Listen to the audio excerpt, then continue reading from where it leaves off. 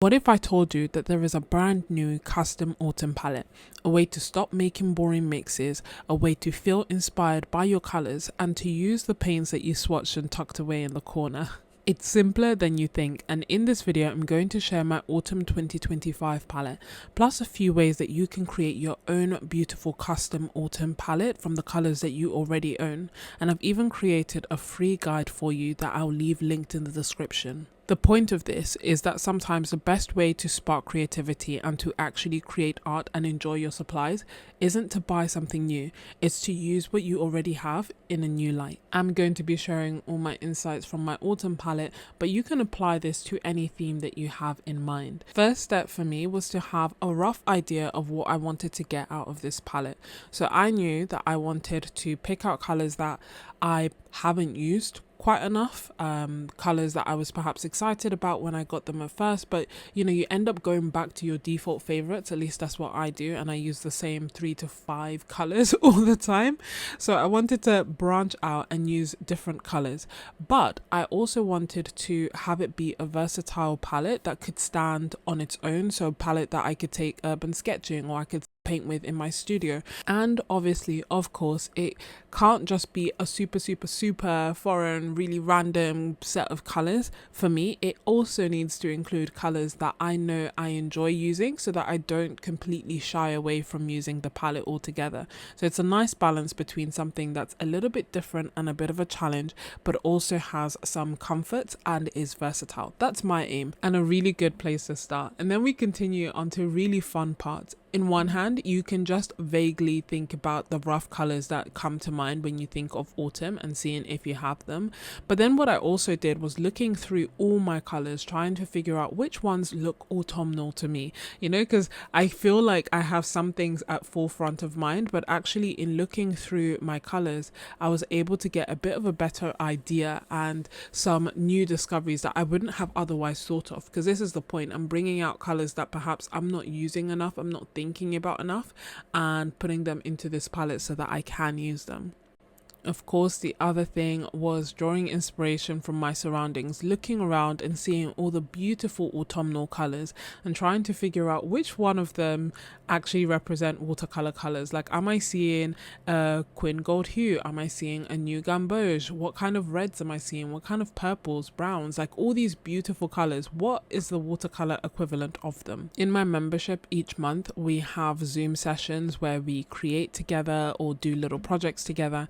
And we actually had a Zoom session all around creating our own autumnal palette. In it, one of our members, Ren, actually inspired me further because she'd picked fallen leaves so that she could take a closer look and actually see the colors up close for this exercise. And I absolutely loved that. So a few days later, I too went and started picking fallen leaves so that I could take a closer look, see what colors were really inspiring me from them. And from there, I was able to create this beautiful palette. And if I'm being completely honest, this year I have managed to create 2 autumn palettes, and I love them both.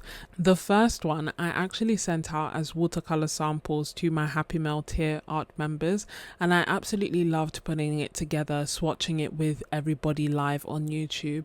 And as I say, it's just a beautiful way of discovering and exploring new colors and bringing something fresh and fun to your artwork. And I opened up extra spaces in my Happy Mail tier, but it is completely full again.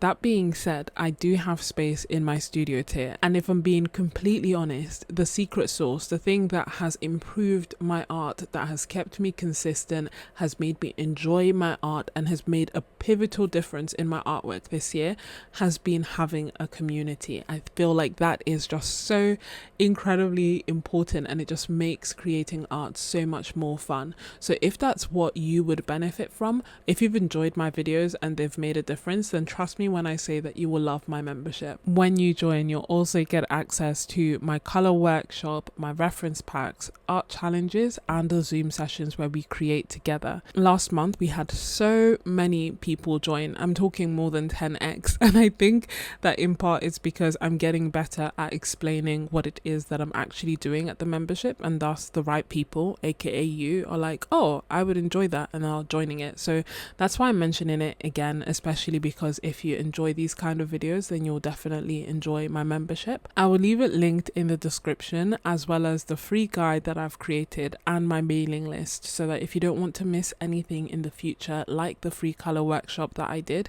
the secret live streams, or the bonus Zooms, then be sure to join that too. Everything is in the description, including the links to the sales should you wish to get any of these colors. And of course, a special thank you to all my members, past, current and future.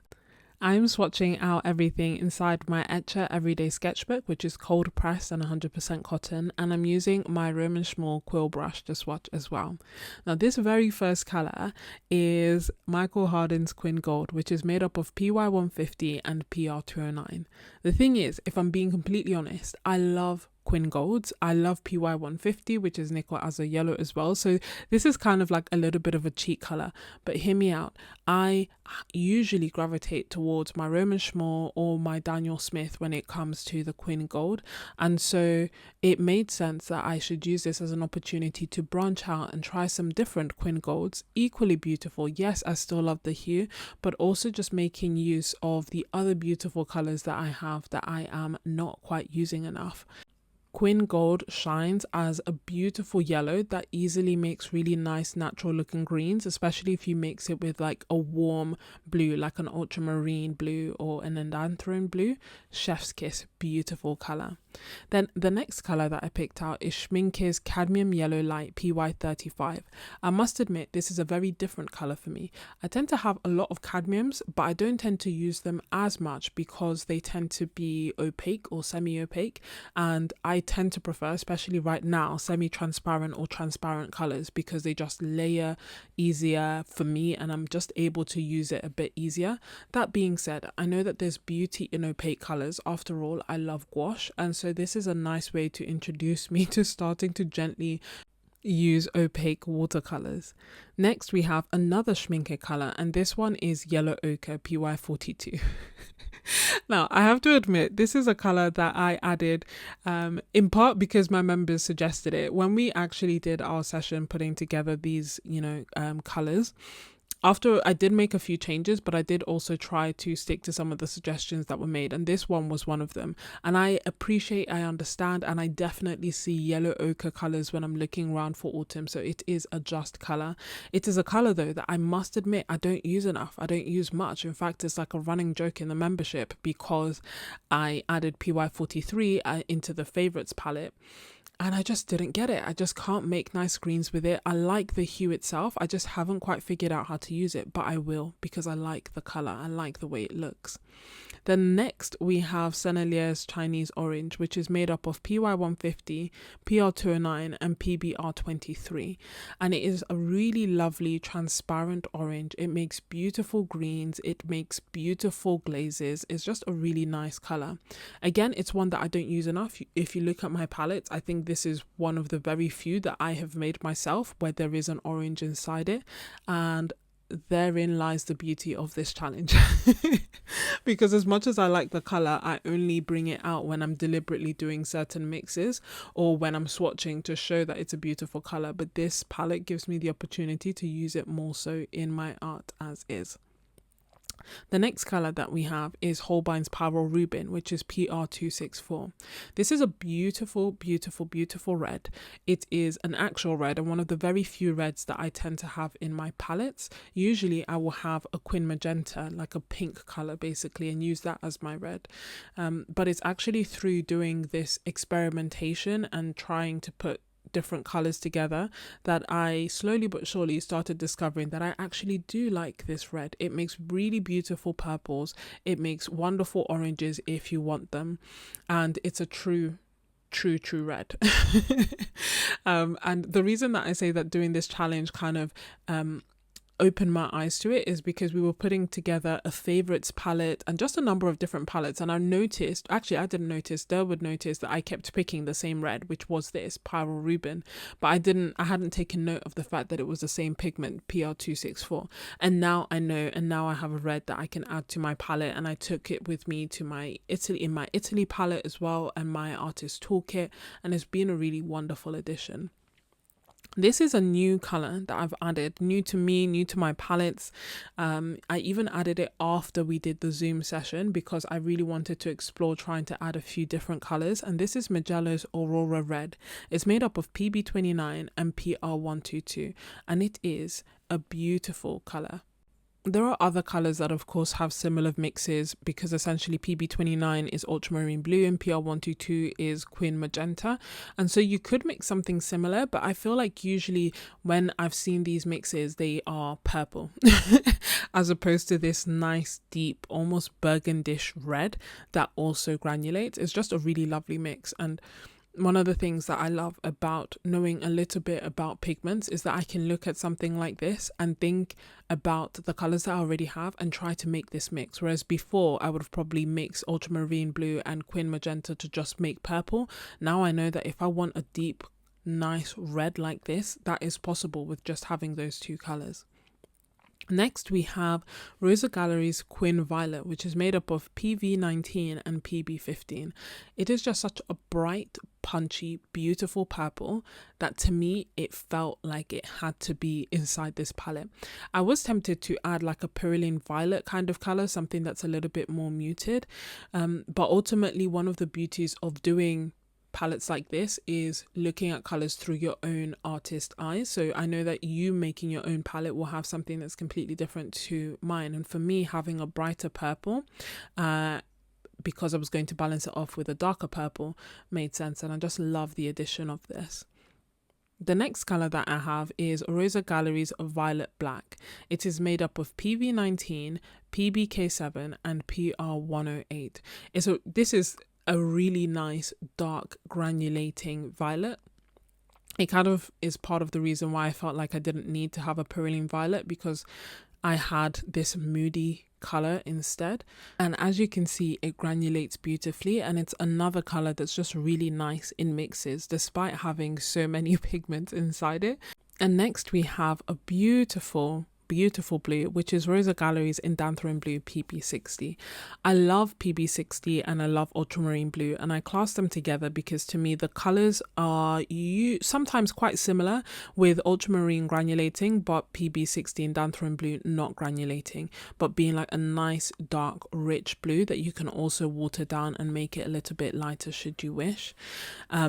I feel like the inclusion of this blue and also the next blue, which is Daniel Smith's Manganese Blue PB15, are in part my way of making sure that this palette is actually versatile.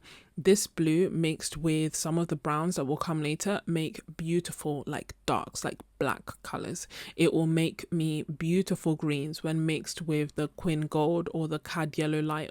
It will make beautiful purples when mixed with the Pyrrole Rubin, or even when added to the Magello Aurora Red.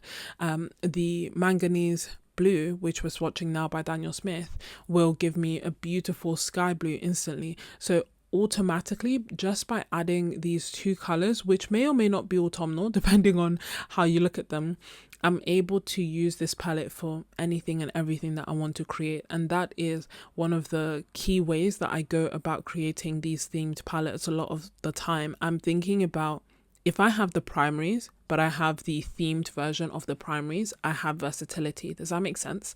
So I have my autumnal yellow as my Quin Gold, I have my autumnal blue as my Indanthrone Blue, and I have my autumnal red as my Pyrrole Rubin. And every other color that I add brings it together. It keeps the theme alive, makes it interesting. But because I have those three colors there, I already know that I have enough versatility to mix the colors that I need to mix if I need to. Next, we have the showstopper, my palette's namesake, and that is Roman Szmal's Autumn Green.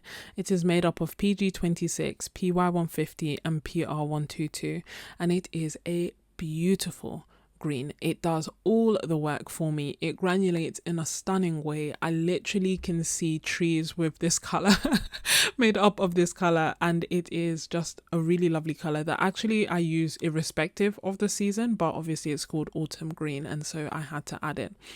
With this palette, like I said, I made a conscious choice of picking colors that I don't use enough, and thus I didn't add most of my Roman Szmal colors because I use them all the time. I love them all the time, but this felt like a color that I had to add. And it's also funny because although I didn't add PY150, which I really wanted to, I didn't add it, but 4 out of 15 of the colors I've included have PY150 inside, just to show you what a good color it is. Side note, the next color is Mugello Forest Green, which is made up of PB29 and PY150. It is one of the tourmaline colors, and it is a really lovely granulating color. The whole point, I don't really understand the point of the tourmaline colors. I don't, they're called like two-tone by Mugello, so on and so forth.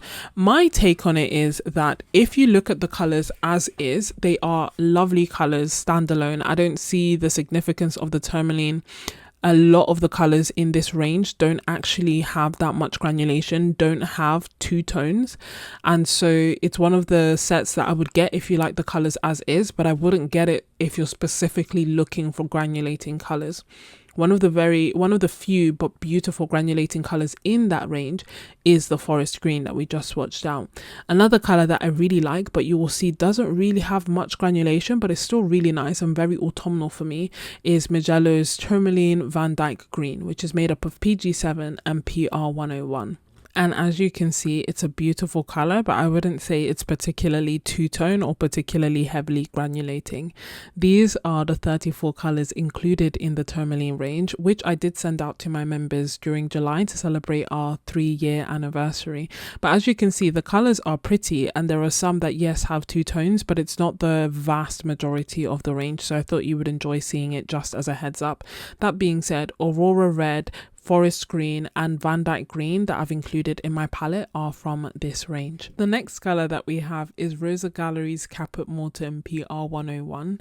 It's so funny because Caput Mortem is one of those colors that has now slowly started making its way into the majority of my palettes, and I think it's just a really lovely brown. There are some that lean more purple, there are some that lean more brown, there are some that are more opaque than others, but ultimately it can make some really nice darks, and it just makes really lovely mixes. For example, when I mix it with the Indanthrone Blue, I'm able to make either a really deep moody purplish color or a black.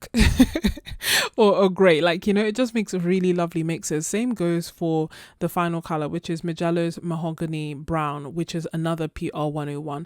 And it's so crazy because you look at the pigments, they're the same pigment, but they are completely different colors, have completely different properties, will behave in completely different ways and give you completely different mixes, but all very beautiful and all so much fun to experiment. I'm just going to do a few swatches on the side just so that you can see some of the different mixes that these colors give you. I like to call this like messy mixes. I sometimes just do it with 2 colors or 3, and it means that I am instantly able to look at that kind of square and see the vast range of different mixes that my colors can make, rather than just getting one clean color. I just get more information and it's more fun and it looks nicer. You'd be surprised how much you can learn from just playing carefree with your colors. But these are the beautiful colors that I have put in my autumn palette, and it felt only right and only fitting to put them inside my orange palette by Roman Szmal, which is the cute little mini palette, and they are currently on sale as well, so I've left them in the description.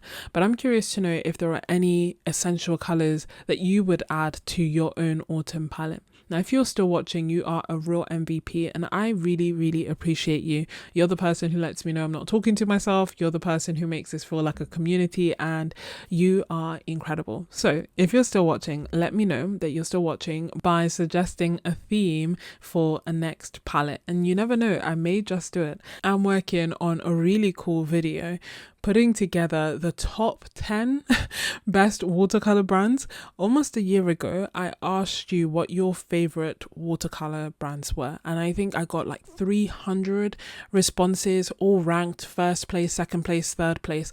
I'm putting it all together so that I can create the ultimate watercolor list of top 10s, and it's really interesting results which I look forward to sharing with you. I did that poll at the same time as the Artist Confessions one of my most relatable videos yet, where almost 100 people shared the confessions that they'd been keeping to themselves. Everything from overrated supplies to underrated supplies to things we're guilty about. It's just such a great video, and you can catch it here. Thanks so much for watching. God bless and goodbye.